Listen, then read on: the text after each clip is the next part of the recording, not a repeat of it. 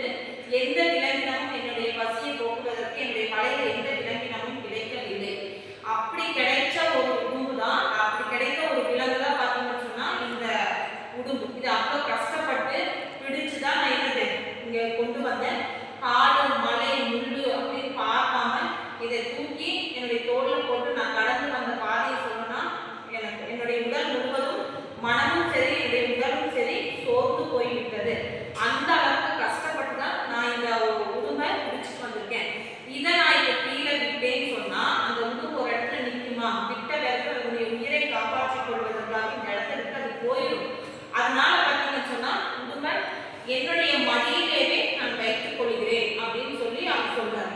அதற்கு முகமது நபி சொல்றாரு, என்னை நம்பி நீங்க கீழே விடுங்க, உங்க மடியில வைக்கிறீங்க, கீழே உடுப்ப விடுங்க, அது எங்கேயும் போகாது அப்படின்னு சொல்லி முகமது நபி சொல்றாரு.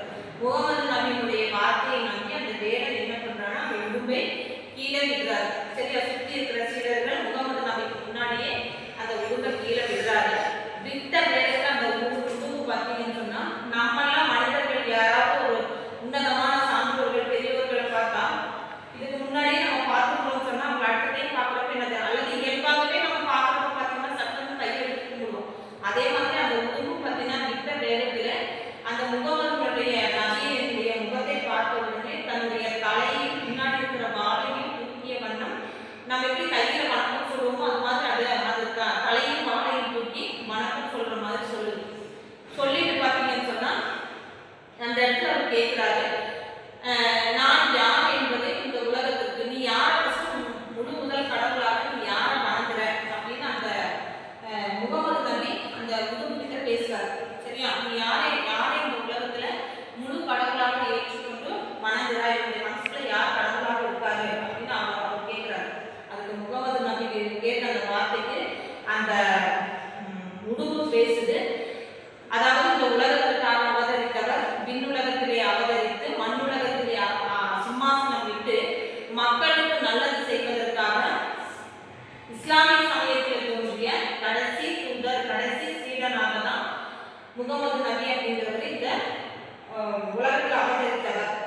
என்னுடைய மனசுக்குள்ளேயும் பார்த்தீங்கன்னா மனசுக்குள்ள சிம்மாசனம் விட்டு நான் மட்டும் கிடையாது, என்ன மாதிரி இருக்கிற ஜீவராசிகள் அனைவருமே வணங்கக்கூடிய உன்னதமான ஒரு கடவுள் அப்படின்னு சொன்னா அது முகமது நபி தான் அப்படின்னு சொல்லி அவர் சொல்றாரு. அதை கேட்ட உடனே அடுத்து சொல்றாரு, இந்த உலகத்தினுடைய அந்த இஸ்லாமிய மார்க்கத்தினுடைய உண்மையான தத்துவம் என்ன என்பது உனக்கு தெரிஞ்சா அதை இவ்விடத்தில் கூறுவாயாக அப்படின்னு அவர் கேட்ட உடனே அந்த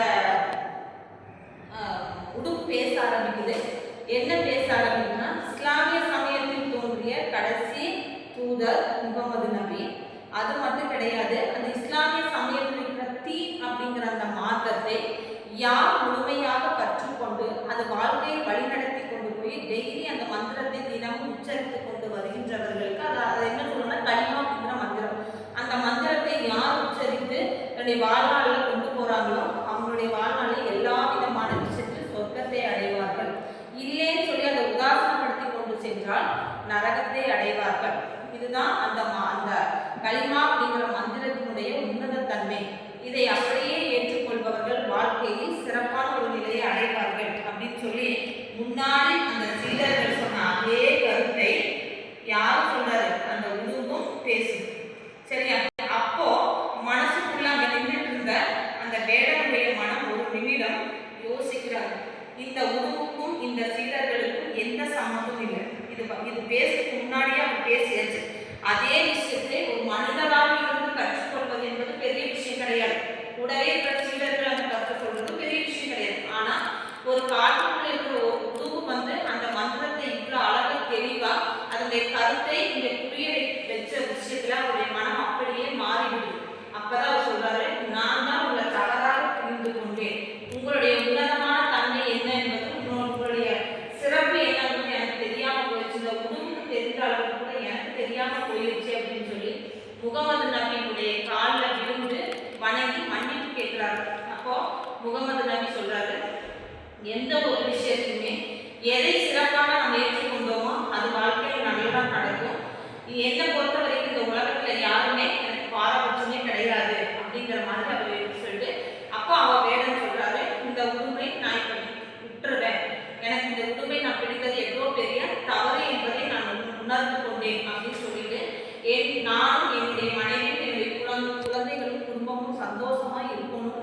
நீங்க நினைச்சீங்கன்னா உங்களுடைய இந்த களிமாங்கிற மந்திரத்தை உங்களுக்கு இப்போ உச்சரித்து நாக்குல உச்சரித்து சொல்லிக் கொடுங்க.